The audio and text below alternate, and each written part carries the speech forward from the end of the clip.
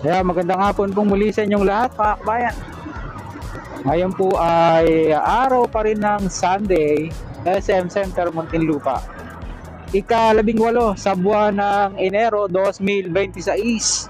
Ang oras po natin ay alas 4:05 ng hapon. Ayan. Kasalukuyan, narito po tayo sa Maharlika Highway or Pan Pacific Highway, National Road. Southbound po tayo, papunta po tayo ng Laguna. At narito po tayo sa Tunasan, ayan, Muntinlupa.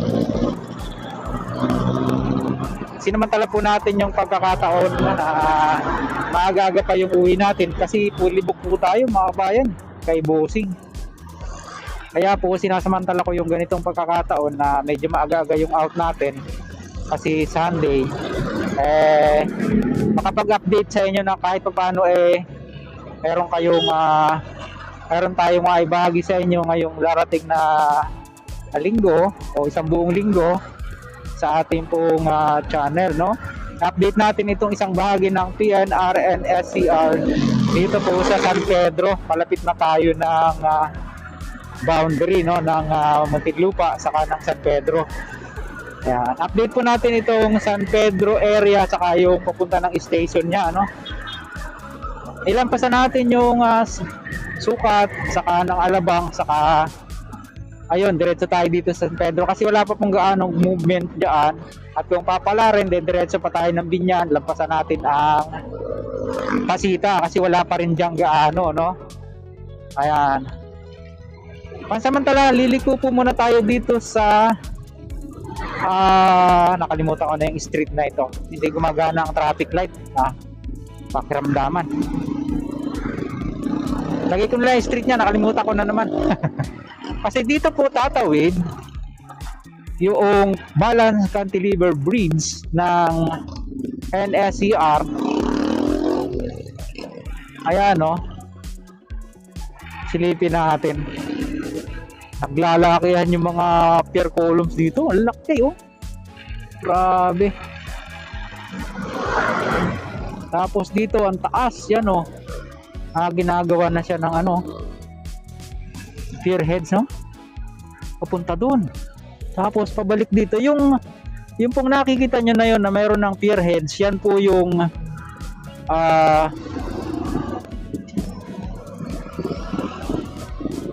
nakalimutan ko na naman. Lalagay ko na lang sa screen. Yan po, dyan po hihiwalay ang contract package SO5 sa contract package SO4.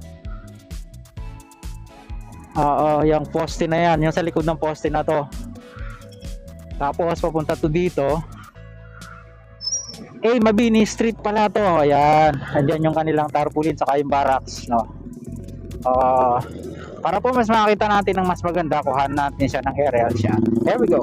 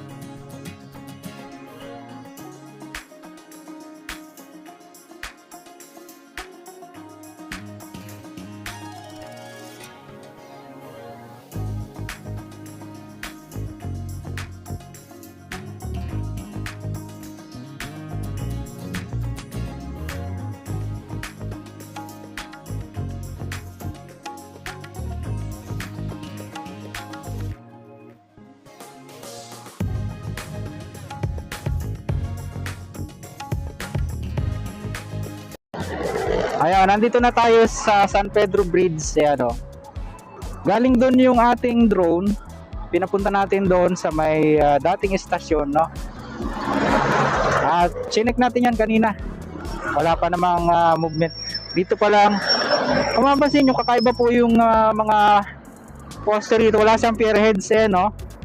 Makita nyo sa ating aerial shot. Wala siyang pier heads. Kasi po, balance cantilever bridge ang mangyayari dito. Tapos yung sinasabi ko sa inyo kanina, ayan, sinumin natin na yan, ay transition pier po yan. Diyan po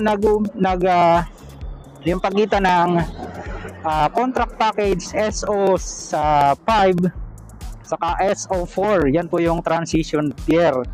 Tapos papunta rito, balance cantilever bridge po yan, dadaan sa rito. At siyempre mas mataas po yung height niya kasi nga dinadaanan to ng mga truck saka ng mga trailer truck, no? So pagpalagay na 4.7 yung standard height or mas higit pa, no? So mataas yun papunta dun. Nakita nyo naman yung ating aerial shot, kaganda. At pupunta dyan, no? Sa dating istasyon. Malinis na siya, pero so far wala pa po ditong ginagawa na kahit na ano, no? Pero malinis na siya, wala na yung dating istasyon. At pagtawid po ng kalsada na yan, dyan po ilalagay yung new PNR San Pedro Station. Ayan. Yan po muna pansamantala yung update natin dito sa PNR and SCR San Pedro area, yung latest development niya. Samantala, sa mga ilang po na pagawi sa ating munting channel, sana huwag niyong kalimutang mag-like at mag-subscribe. Pakipindot po ang notification bell para lagi po tayong updated anytime na mag-upload po tayo ng video. Ito pong muli si Kabayang Alex, lagi nagpapaalala, mag-ingat po tayo, lagi tayong manalangin magpasalamat sa Diyos. See you po on my next vlog at willing. Hasta bye bye.